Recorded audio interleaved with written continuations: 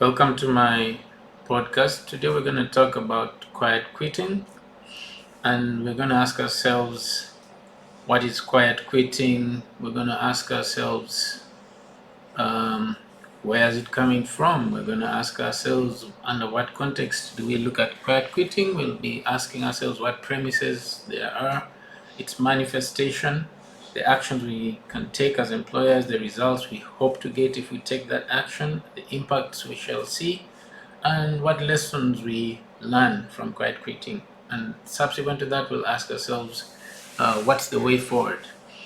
So, what is quiet quitting? It's considered an employee worker restricting his or her efforts to the bare minimum and not going above and beyond one's duties. They don't do extras, they don't do overtime, they don't step outside their normal realm, and that's what quiet quitting is all about.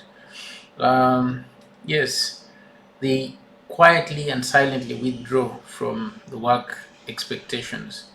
What are the origins? Really, the buzzword started around 2022, and around March, it was picked up somewhere along the way, but it came into prominence with a TikTok video by one Zaid Khan, who just spoke about it, and then we've had it through comedians, we've had it through preachers talking about quiet quitting, and the momentum has begun cropping up since mid 2022, where it picked about some interest in business zeitgeist. And then, as we speak, it has been picked up by a number of organizations, though it hasn't gotten that much attention in academia, save for a few professors commenting about it from looking at it from MIT. And the term itself is not very um, old, not even 1 year, but the practice has been in existence for a while. So, why quiet quitting?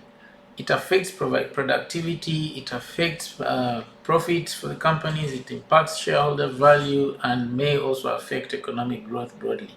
So we need to pay attention to quiet quitting. And what are the premises in management research? Like we said, the concept is not new. It has been there for a while. You can find quiet quitting manifested in um, organizational citizenship behavior. It's talked about subtly in employee engagement. It's talked about subtly as far as the psychological contract is concerned. It's talked about in psychological attachment, stress management, burnout. It's talked about in motivation, job satisfaction, all these things historically. So, what are the manifestations of quiet quitting? The prevalence, according to Gallup, over 50% of the US workforce is affected. The US Bureau of Labor and Statistics say the US is at a 74-year low on worker productivity. In Africa, we don't yet have data, but globally, we hear it costs companies over 150 billion US dollars per annum. It is manifested in disengagement, which is persistent. It is manifested in withdrawal. It's manifested in psychological absence, where a person is there but not there, sitting in a meeting, doesn't actively participate, or is focused psychologically somewhere else. It manifests in slack, where people work seemingly slower than what is expected. And so, what should employers do? We say they should act on five key things: the who, the why, the what, the where, and the when. And in doing so, what do we see? They should establish which employees are manifesting quiet quitting behavior, because quiet quitting is unique to employees, where the rationale for quiet Incoming mail. is unique to employees. They should identify the cause, why the employees are quitting, and they should use existing tools to leverage this kind of research. You can do employee engagement, you can do job satisfaction surveys, you can do culture audits. There are so many tools you could use. Establish the extent to which quiet quitting is happening by saying what is going on, and whether it may border on a breach of contract or whether it doesn't. Normally, by just minimizing actions and doing what is necessary, it doesn't necessarily point to breach of contract. Then you prioritize the interventions within the organization. Where am I going to act in order to remedy quiet quitting? And then you structure interventions in such a manner that you can prevent, detect, and probably treat quiet quitting over time, because it's persistent, it's chronic. It doesn't happen once and goes. So what do you get?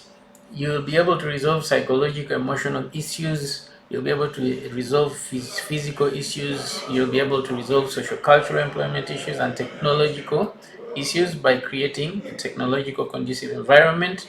If you address quiet quitting, you must improve the employee experience.